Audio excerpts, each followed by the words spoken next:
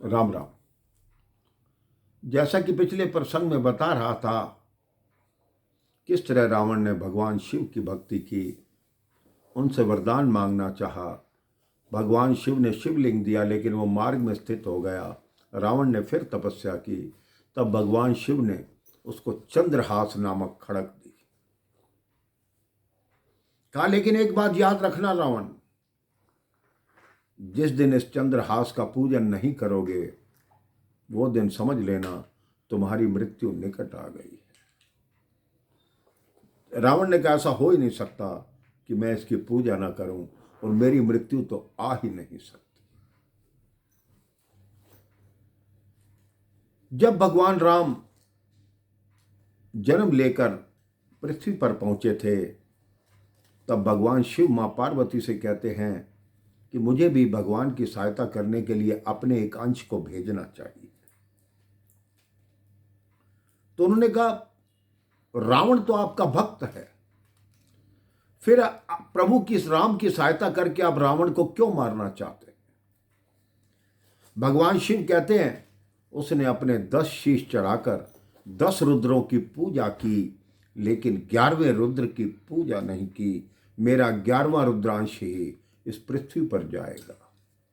मां पार्वती कहती है, मैं आपको अकेले नहीं जाने दूंगी, मैं भी आपके समक्ष आपके साथ चलूंगी। भगवान शिव कहते हैं, मैं तो वानर का रूप लूंगा, जो मेरा अंश होगा वो वानर रूप में होगा, तुम क्या करोगी? कहते वानर रूप में आप रहना, लेकिन वानर की पूंछ बन के मैं रहूंगी। रावण का जो विनाश करूंगी, आप अपने भक्त का विनाश नहीं कर सकते, आपकी पूंछ बनकर मैं उसका विनाश करूंगी।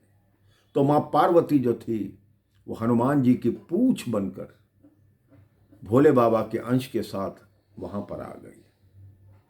तो ऐसा विशाल रावण का साम्राज्य था, चारों तरफ से समुद्र से घिरी हुई उसकी स्वर्ण लंका थी। राक्षसों और महाबलियों का वहां पहरा रहता था। नवग्रह उसके बंदी थे। शनि देव को उसने उल्टा बांध रखा था। इंद्र उसका दास था। वायु रावण की आज्ञा से ही वहां ठंडी और गर्म पवन चलाता था। जल देवता लंका में छिड़काव करते थे।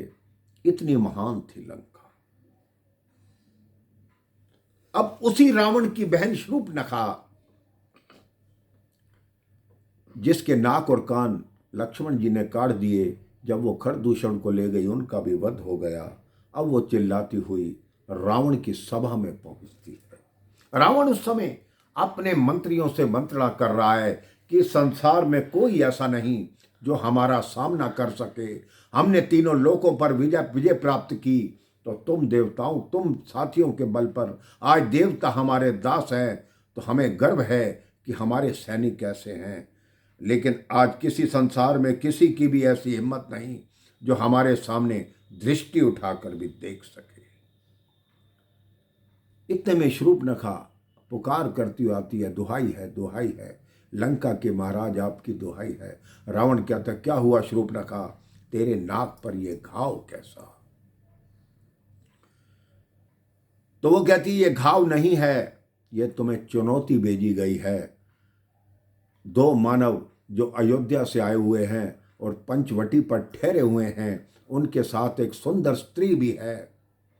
मेरा मन हुआ जब उस स्त्री को देखा कि इस स्त्री का स्थान इस जंगल में नहीं बल्कि मेरे भाई के राजमहल में है। शूर्पणखा जानती थी मेरे भाई बहन कि रावण के अंदर जो उसका काम है उसको जागृत करना पड़ेगा, तभी ये असत्य के मार्ग पर जाएगा, तभी इसका विनाश होगा, क्योंकि शूर्पणखा को अपना प्रतिशोध पूर्ण करना था। रावण कहता है, उनसे तुम्हारी क्या शत्रुता थी, तुम ये बताओ, तुम वहां क्या करने गई थी? फिर असत्य बोलती है, मैं घूमती हुई वन विहार कर रही थी भैया, पंचवटी की तरफ गई। उन दोनों भाइयों की नीयत मुझे देखकर खराब हो गई, मेरे साथ दुर्व्यवहार करने की कोशिश की, लेकिन जब मैंने मना किया तो उन्होंने मेरे नाक कान काट दिए।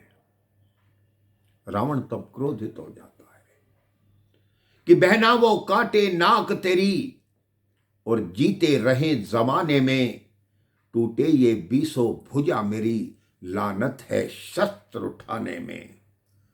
बहना तुम थोड़ी धीर धरो, मैं दंडक वन को जाता हूं, इस नाक काटने का बदला जा करके अभी चुकाता हूं।